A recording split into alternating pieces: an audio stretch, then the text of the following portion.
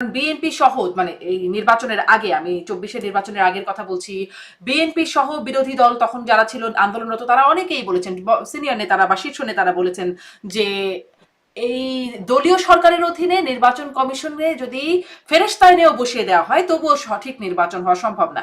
মানে মেরুদণ্ডওয়ালা লোক এনে বসিয়ে দেওয়া হলেও সঠিক নির্বাচন সম্ভব না। তাহলে আসলে মানে নুরুল হুদা কে কিভাবে দায়ী করা যায় যদি সিস্টেমে যদি গলত? দেখুন, যে প্রধান নির্বাচন কমিশনার সে কি অপরাধ, এখন আমরা সেকশনটা আমি এখনো দেখি না কি সেকশনে দিছে, রাষ্ট্রদ্রোহিতা দিল না, নিশ্চয়ই অপরাধ আছে, কিন্তু সেই অপরাধ নির্বাচন সংক্রান্ত অপরাধ আমি দেখছিলাম যে নির্বাচন সংক্রান্ত অপরাধ। সেখানে শোনেন, সেখানে কি রিমান্ড হবে বলেন? সেখানে তাকে জিজ্ঞাসাবাদের, এটা তো রিমান্ড না, এটা হলো আপনার একটা বিচারের আগে একটা বিচার। মানে এই মামলায় তো কিছু হবে।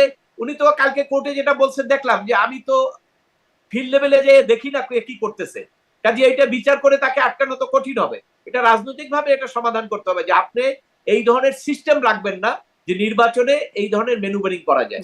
আপনি এই ধরনের সিস্টেম রাখবেন না, জিজ্ঞাসা করি এই সিস্টেমটা নিয়ে জিজ্ঞাসা করি, কারণ আপনি সিস্টেম রাখবেন না, মেরুদণ্ডহীন লোক প্রধান নির্বাচন কমিশনার হতে পারে, ওই কাজটা আপনি করেন। সে কাজ না করে অন্য কিছু করলে এটা লাভ হবে না। বলেন, তার মানে বর্তমান নির্বাচন কমিশন বা প্রধান নির্বাচন কমিশনে যারা আছেন তারা আসলে জুতার বাড়ি খাওয়া, জুতার মালা পরা বা ডিম খাওয়ার ভয় নিয়েই তাদেরকে সামনে আগাতে হবে। ইলেকশন কমিশন কয়জন? 5 জন। তারা তো টোটাল বাংলাদেশের নির্বাচনটা করে না, তারা পলিসি মেক করে এবং তারা ওভারসি করে। আপনার নির্বাচনটা করে হলো সরকারের সহযোগিতায়। তো সরকার যদি ধরেন আপনার প্রত্যেকটা জেলায় রিটার্নিং অফিসার কে ছিল? ডিসি। তো ডিসি সাহেব হলো মন্ত্রীর অধীনে। মন্ত্রী যদি ফোন করে যে ভাই ওখানে ভোট কিন্তু কাইটে আমারে দিও, ডিসি তো না দিয়ে উপায় নেই, কারণ ডিসির চাকরি এবার মন্ত্রীর হাতে। আপনি তো টোটাল সিস্টেমটা তো আগে পলিউটেড করে ফেলছেন।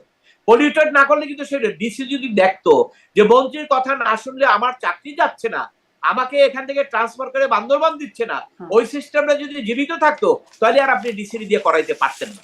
আপনারা সব সিস্টেম গুলো ভঙ্গ করি ওইভাবে লোক দিয়া মেরুদণ্ডহীন বা মেরুদণ্ড সহ দিলেও কাজ হবে না, কারণ সরকার তো আপনার সহযোগিতা করছে না।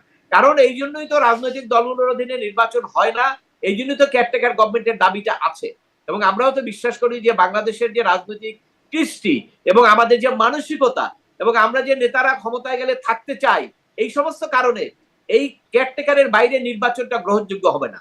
এবং কেয়ারটেকারের নির্বাচন করতে গেলেও কেয়ারটেকারের সঙ্গে যারা থাকবেন সেই প্রশাসনকেও নিরপেক্ষভাবে কাজ করতে হবে। এবং আপনি ধরেন এই যে যতদিন পর্যন্ত এই ইলেকশন কমিশনের রিটার্নিং অফিসার সরকারের দিয়ে রাখবে ততদিন পর্যন্ত নিরপেক্ষ নির্বাচন হবে না, এই সরকারের দিয়ে হবে না।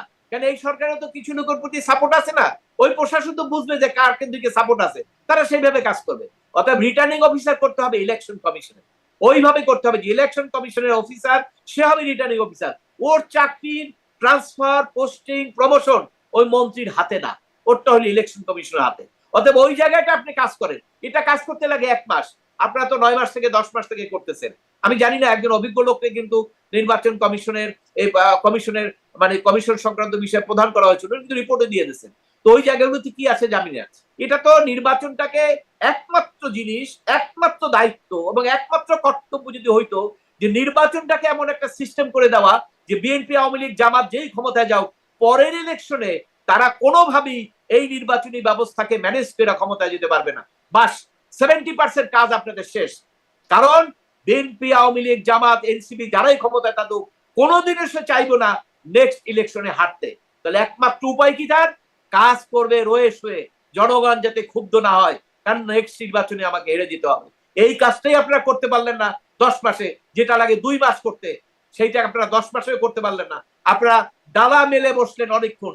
এখন ডালা মেলে বসছিলেন তো বিভিন্ন কারণে, অনেক দিন থাকবেন, 5 বছর বা 10 বছর, অনেকে বলছে যে আজীবন, কিন্তু সেটা তো পারলেন না। আপনার গত পরশুদিন যে ঘটনাটা ঘটলো, সেই ঘটনার পরে আমরা কি আর ভদ্র জাতি হিসাবে, রাষ্ট্র হিসাবে মাথা তুলে কোনো বিশ্বব্যাপী কোনো কথা বলতে পারবো মানবাধিকার নিয়ে? এটা বলা সম্ভব না। আমরা মাথা নুয়ে যাবে, অবশ্যই নুয়ে যাবে। কারণ যেখানে একজন সরকারি অফিসার, সে সচিব ছিল, election commissioner, chief election commissioner ছিল, ধরেন আজকের chief election commissioner, what will be the reaction? উনি কি আর স্বাধীনভাবে কাজ করতে পারবেন? উনি তো আর স্বাধীনভাবে কাজ করতে পারবেন না। কারণ উনি যে ইনস্ট্যান্সটা দেখলেন, উনি জানেন যে আগামী জানুয়ারিতে, ফেব্রুয়ারিতে যখন ইলেকশন হবে, একটা দল হারবে, একটা দল জিতবে। দেশে দল দুটোর মধ্যে এখন বিএনপি আর এনসিপি জামাত এরাই তো, এর মধ্যে একজনে জিতবে একজনে হারবে। এই ইলেকশন কমিশনার যারা হারবে তারা যে তার গালে জুতা মারবে না এই নিশ্চয়তা আপনাকে কে দেবে? রাষ্ট্র তো এই নিশ্চয়তা দিতে পারে না। তবে হ্যাঁ, অবশ্যই আজকের যে খবর সেটা হলো যে সেনাবাহিনী ধন্যবাদের কাজ করেছে, তারা তাকে গ্রেপ্তার করেছে এবং সরকারও পরবর্তীকালে বলেছেন একজনকে গ্রেপ্তার করেছে সেখানে তাকে। কিন্তু এখন দেখেন এই যে গ্রেপ্তার করাটা, আপনি দেখেন সিদ্দিককে যখন কাকরাইলে এইভাবে নির্যাতন করা হলো, এটা তো দিনে দুপুরে দেখা যায় সব। আপনি তো দেখছেন একজন অভিনেতা, সে দল করতে পারে যাই করুক, সেই কারণে আপনি তাকে এইভাবে পিটাবেন? এটা একটা এটা কি মানবাধিকারের দেশ হলো? এটাকে কি মানবাধিকার বলবো? আমি কিভাবে আমি মানবাধিকার বলবো? এটাকে মানবাধিকার বলার কোনো সুযোগ নাই। এখন যদি বলতে পারেন যে এরকম ঘটনা কি দুই একটা ঘটে, এটা তো আপনার বিচ্ছিন্ন ঘটনা। হ্যাঁ, এটা সরকার সবসময় বিচ্ছিন্ন বলবে, কিন্তু 18 কোটি লোক, প্রত্যেকটা লোকের জন্য এক ঘটনা।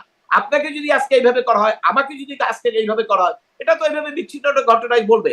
অর্থাৎ এই যে একটা আবহাওয়া সৃষ্টি হয়েছে এবং সরকারের দুর্বলতার কারণে এই যে আজকে একজনকে কেন ধরবে, ওখানে তো আমরা 10 জন দেখেছি। তার মানে বর্তমান নির্বাচন কমিশন বা প্রধান নির্বাচন কমিশনে যারা আছেন তারা আসলে জুতার বাড়ি খাওয়া, জুতার মালা পরা বা ডিম খাওয়ার ভয় নিয়েই তাদেরকে সামনে আগাতে হবে। ইতিমধ্যে আমরা দেখেছি এনসিপি কিন্তু নির্বাচন কমিশন বাতিল চেয়েছে, পদত্যাগ চেয়েছে।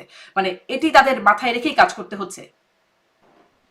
হ্যাঁ, অবশ্যই। কারণ আপনি ধরেন 5ই আগস্টের পরে মানুষের প্রত্যাশা ছিল একটা নির্বাচন, এবং আসলেই তো ম্যাক্সিমাম মানুষের প্রত্যাশা ছিল একটা দ্রুত নির্বাচন।